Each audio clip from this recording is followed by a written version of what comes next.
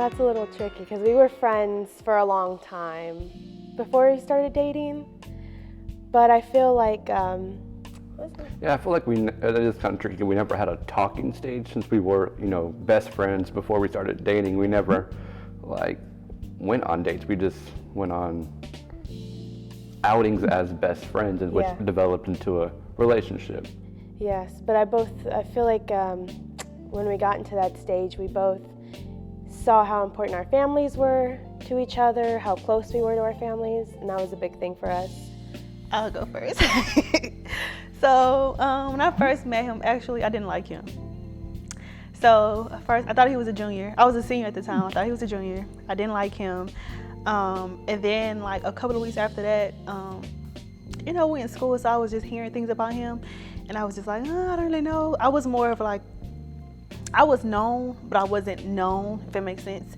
So people were always coming to me and tell me stuff about him. So it was just, for me, it was like, I don't know if I want that attention. So yeah, that's my first impression. I had to actually get to know him in order to start liking him. So. Well, Well, we met our freshman year at Sam, and we became friends first. So I think what really drew me to Keenan was just how quiet and kind he was, and we just kind of hit off a friendship initially. So that was my first impression of him, and he was just really quiet. So that really drew me in, I think, because I'm loud. so I don't know. I saw her walk up to me as she was coming to the restaurant that we first met at.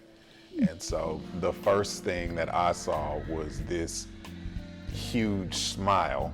And I was just like, okay, mind you, we had met online. So I'm just like, okay, we'll see what it is, whatever. But it was a genuine smile. And so for me, it was disarming, just because it seemed like this person was genuine from the onset, which was different from what I had dealt with prior to. So, yeah. Oh, that's sweet.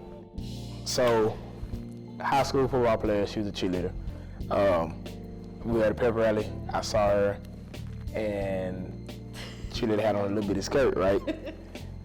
I saw that dunk in the back, you know what I mean? I said, whoa, who's that? So, my first impression, I saw her backside, and I still seeing the backside. So yeah, that was my first impression. And then she was attractive, and she hung with one of my friends from high school named Marissa, and we were just cool. We were just getting to know each other freshman year. For me, my first impression of Marcus, I was like, oh, he's tall. And then after he talked, I was like, oh, he's well-spoken. Okay. And I thought he had a really, really, really nice smile. I guess it's kind of tricky because, I wasn't expecting to have a girlfriend, but I saw qualities in her that I liked, and then I knew I wanted in a future wife, because I knew I didn't want to date someone unless it was serious. So I saw qualities in her, being smart, beautiful, of course, loving her family, kind, friendly, outgoing, just, everything. She made me, I think more importantly, she made me laugh and made me happy. So I felt like that's when I knew she was the one. I wouldn't necessarily say I had a dating life. Well, I mean, I did, but I dated one guy. I will talk to other guys, but as far as dating, only one other person. So I don't consider talking to guys dating. So, yeah. I talked to a lot of people simultaneously. It was a Sahara Desert for me, the last little leg before I met him, honestly. And I think it was good that was the case, because it gave me time to kind of just get to know me again outside of other people, and really just get my mind ready for a serious relationship. And so I really didn't have a lot going on before we started dating. So I only had one serious relationship, and I was already a senior. So anything prior to that, I guess it was serious, but it wasn't serious. But yeah, so I was a harlot for lack of better words. Until I found this one.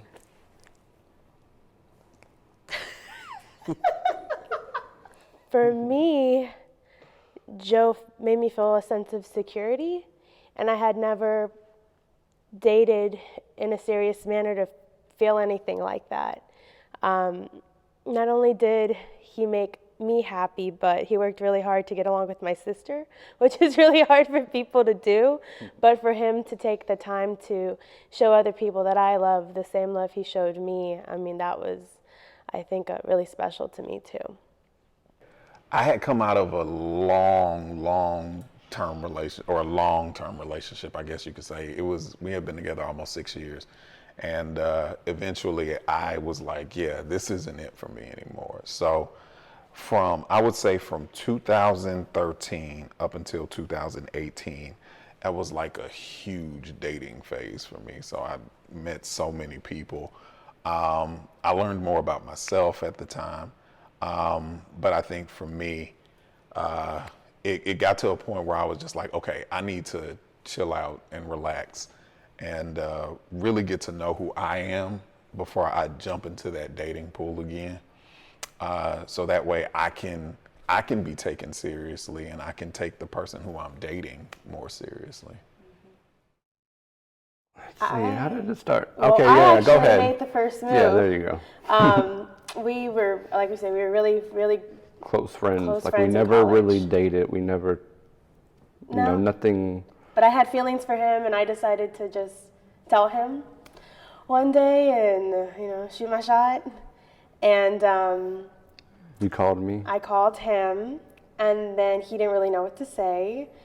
And as soon as he hung up, he called my friend, who at the time was sitting next to me.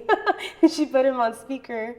Sorry, Joe. Yeah, and I kind of asked her, I was like, Maria, like, is this true? Does she really like me? And she was like, yeah. And I was like, okay, bye. And I just like. He didn't really say anything. And after that day, I don't think we talked much about that moment. We just kind of kept it normal, just continued talking and calling each other, hanging out, but we never mentioned that topic again. Yeah. I think then that weekend was Easter weekend. Victoria had invited me to her family's house, and we were like in her game room on the sofa, and I think we were just like chilling, watching a movie or something, video games, and we were sitting next to each other, and I kind of just like slid my hand, next to hers, and we kind of just held hands for a good minute, and we didn't speak any words. We just kind of like held hands. Yeah. And then that was it. Like we didn't say anything. We were pretty quiet. And then later that evening, we were driving back to College Station. I was driving, she was in the passenger seat. And again, it was silent still, but we just continued to hold hands the entire way to College Station. And then I think you kind of spoke up, right? Well, I was just like, so what is this? What are we doing, And he was like, well, do you want to be my girlfriend? I said, no, you're not going to ask me like this.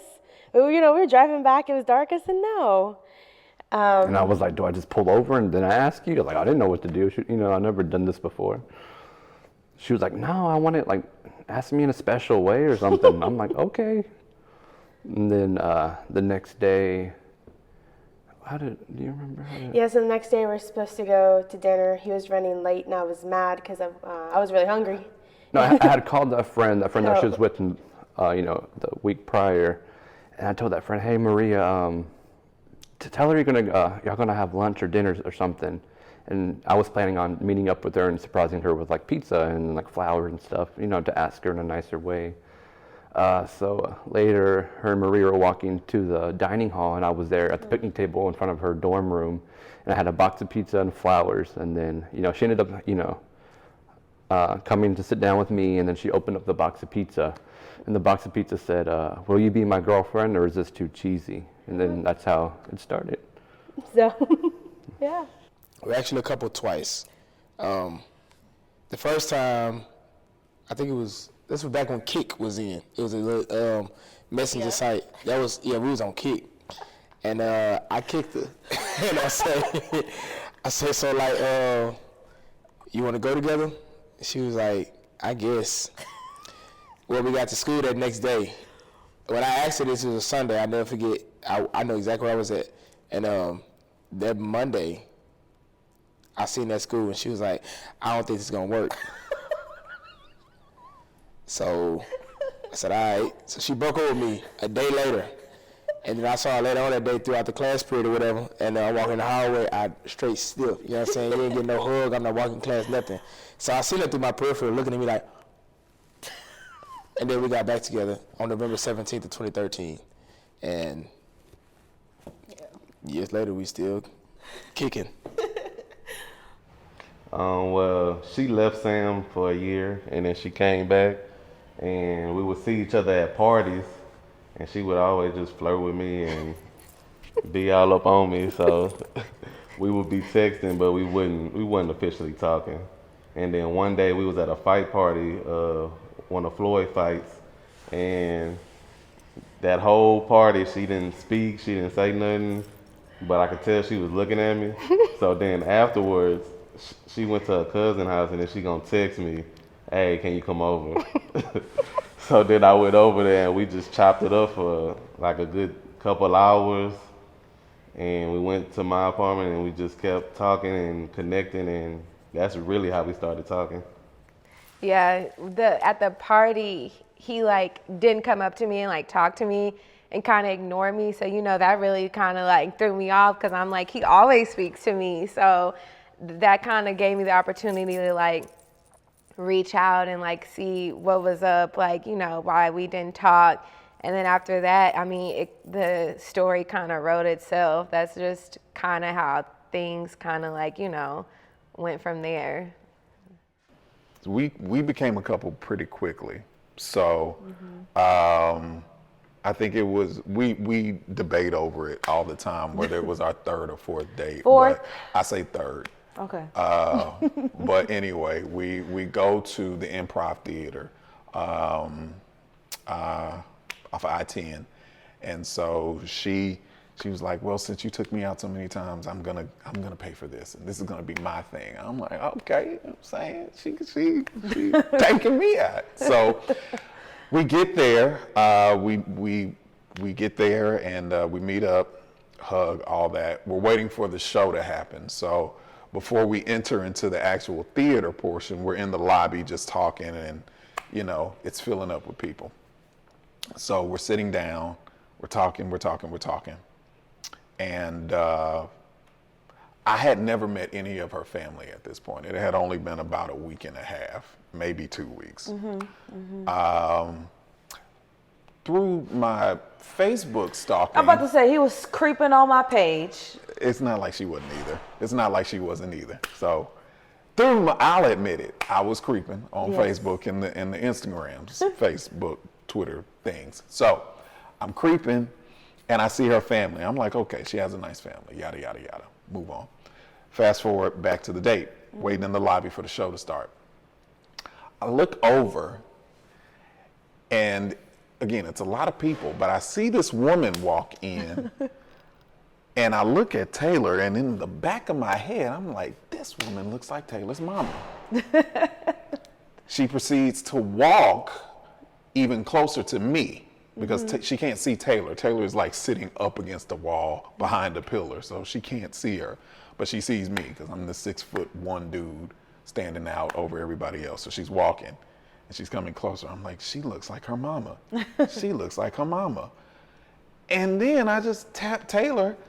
I say, hey, Tay, is that your mama? She looks, she peers over, and she just screams, oh my God. Yep. Sure enough, her mom comes to the comedy show. She did. So we later find out that she actually did that on purpose. Yes, because she was like, I had to meet who was having you all in love and stuff. So she definitely crashed our date. And it was hilarious. But we went through the night and enjoyed the show. And later that evening, we just kind of both decided we wanted to be an official couple. So you got to tell it right. So we had our first kiss. I don't feel like talking. We had our first kiss in the car. I was trying to skip that part. You trying to skip it? So we had our first kiss in the car, and later on that night we called each other once we got home, and I asked, I was like, so is this thing official now? And no, that's not what you said. You said, so are we an item now? I don't talk like that. Yes, you do. We had always planned to take a traditional route with having our wedding first and then buying a house. But COVID really just kind of deterred our plans. We were ready to put our payment down for the hall. Then maybe a couple weeks later, everything went on lockdown. So we were like, oh my gosh, like, I don't know what we're gonna do. We were pretty much like at a standstill. And this next chapter went into, instead of our wedding, we bought a house in Tomball. And that was a stressful moment all in itself, because I didn't feel like I was ready, but Joe was ready. I was ready, yeah. He was ready I wasn't ready to leave my home I've lived in all my life, and he was. And honestly, it's been the best decision I think we could have ever made for us right now at this time. And it has been, I think initially it was a major adjustment, because we were learning new things about each other that we really didn't know, how we lived, our routines, what we like to do in our spare time, which sometimes it's nothing and sometimes it's just always staying busy. But I think, we're still learning more about each other every single day, and I think it's great. I think it's exciting. I'm still having fun, and we're still learning about each other. So I love it. To me, honestly, it hasn't been a big adjustment. It's just been, I say, a transition, and a good transition. It just feels better, getting through the wedding process, and because that's the main thing, getting through the wedding process. Our relationship grows every day. It's still growing. Nothing is set in stone. Like, we're still learning about each other. We're still improving and trying to be better partners for each other so we can be one. Yeah. Honestly, the transition really was easy, because me and Keenan, we'd already been together for 4 or 5 years before we even started the process of getting our wedding process and getting married. So, the process really became really easy and transitioned well when I moved down here and we lived together, because, you really don't know somebody until you live with them. And I know most parents, or in the Bible, it says don't move in, but you really get to see somebody and who they truly are in their element of being at home. So that process went really smooth. So I was like, okay, we can do this. I'll take this one. That transition was, initially it was just oh my God, I'm a Fifi, whatever. But then a few months after we got engaged, we moved in together in our own space, and it was both of ours first time having our own spot, me since college. And so that was an adjustment in itself to live with someone else. And so that was one part. And then the COVID hit. And so then it was oh, we really finna be in here together, And so we had to quarantine together and spent every waking moment together for however long we were locked up.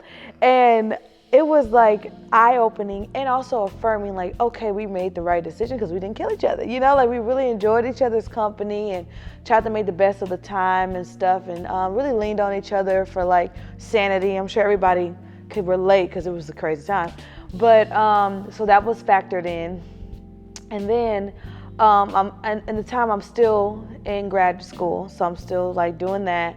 And then on top of that, because of the pandemic, we were trying to debate if we wanted to push the wedding back or anything like that. We are a Christian couple, so pushing the wedding back wasn't really the best idea for us because we were trying to honor the Lord. But I'm we living together, it's kind of hard, Jesus. So we talked, I prayed. We weren't having sex, basically. We weren't, and we were trying to keep it that way. And so he had his own room, I had my own room. It was a really roommate situation. It was funny looking back, but anyway, long story short, we decided to push the wedding up. And so called everybody, and that means our engagement period was very short. which was not the plan. So I didn't really have a lot of time to process fiance, but during that time, we still did our due diligence with our premarital counseling, premarital coaching as well, and took the time to really just like make sure we understood like the gravity of what we're about to be walking into as best as we could, because you're not gonna know everything. Yeah. That's another gag they don't tell you.